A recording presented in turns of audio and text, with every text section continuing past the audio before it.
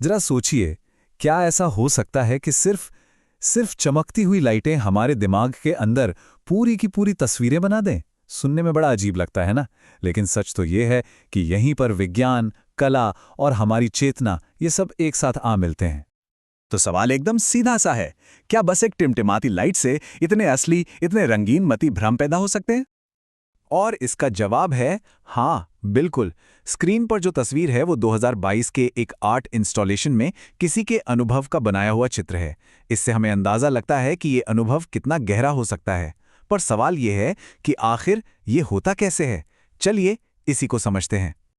तो सबसे पहले ये समझते हैं कि इस कमाल की घटना को वैज्ञानिक भाषा में कहते क्या है और इसका मतलब क्या है।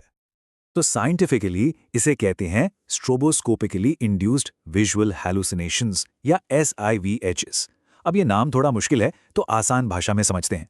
होता ये है कि जब एक बहुत तेज लाइट एक खास रफ्तार से, मतलब 1 सेकंड में करीब 5 से 50 बार हमारे पलक झपकने से भी तेज चमकती है और कोई उसे आंखें बंद करके देखे तो दिमाग खुद ही रंग बिरंगे पैटर्न बनाने लगता है। कमाल है ना? और देखिए, सबसे हैरान करने वाली बात तो ये है कि ये अनुभव कितना पुराना और एक जैसा है। बाईं तरफ जो ड्राइंग्स हैं वो 1819 की हैं और दाईं तरफ वाली 1959 की। मतलब 100 साल से भी ज्यादा का फर्क है, लेकिन जो पैटर्न दिख रहे हैं वो काफी मिलते जुलते हैं। साफ है, ये कोई नई चीज नहीं है। और यही बात हमें इसके दिलचस्प इतिहास की तरफ ले जाती है। एक ऐसी कहानी जहां विज्ञान और कल्चर आपस में टकराते हैं। इसकी कहानी शुरू हुई थी करीब 200 साल पहले 1819 में। फिर 1950 के दशक में EEG टेक्नोलॉजी आई और रिसर्च की पहली लहर शुरू हुई। लेकिन 1959 में एक बड़ा मोड़ आया।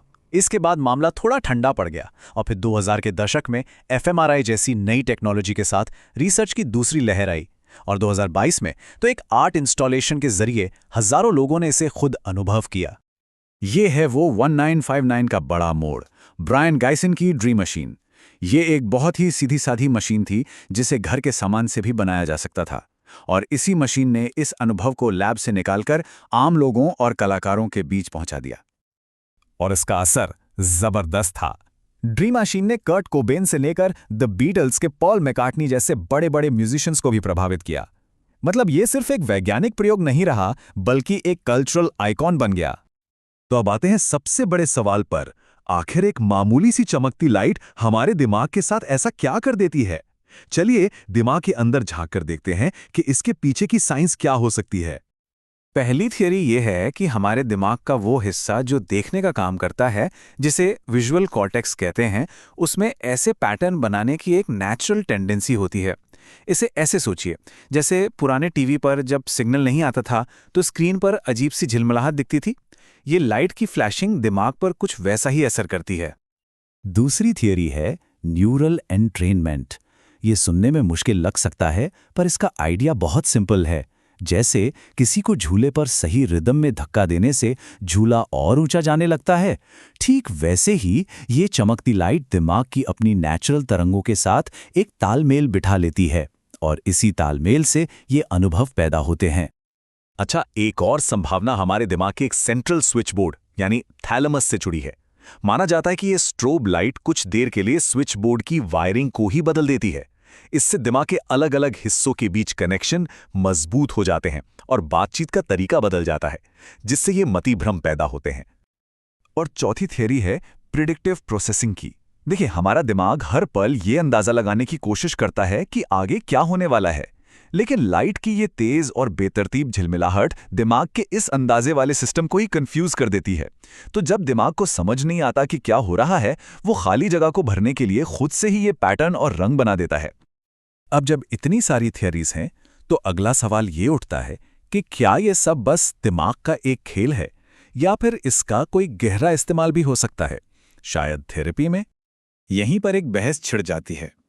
एक तरफ कुछ लोग मानते हैं कि ये तनाव और चिंता कम करने में एक टूल की तरह काम आ सकता है, लेकिन दूसरी तरफ वैज्ञानिक समुदाय अभी भी काफी सतर्क है, क्योंकि इन दावों को साबित करने के लिए मजबूत वैज्ञानिक सबूत अभी बहुत कम हैं और प्लेसिबो इफेक्ट की संभावना भी बहुत ज्यादा है। और इसी वजह से हमारे सामने कई बड़े सवाल आज भी खड़े हैं। हम अभी भी ठीक से नहीं जानते कि ये दिमाग में असल में करता क्या है। हर इंसान का अनुभव इतना अलग क्यों होता है? क्या इसे थेरेपी के लिए सुरक्षित तरीके से इस्तेमाल किया जा सकता है? ये सब ऐसे सवाल हैं जिन पर आज भी रिसर्च चल रही है। तो आखिर में हम इसी सवाल पर आकर रुक जाते हैं। क्या ये बस एक दिमागी वहम है, या फिर ये हमारी चेतना को समझने के लिए एक शक्तिशाली खिड़की है? तो बस एक मामूली सी झिलमिलाहट, पर ये हमें दिमाग की गहराइयों के बारे में बहुत कुछ सोचने पर मजबूर कर देती है।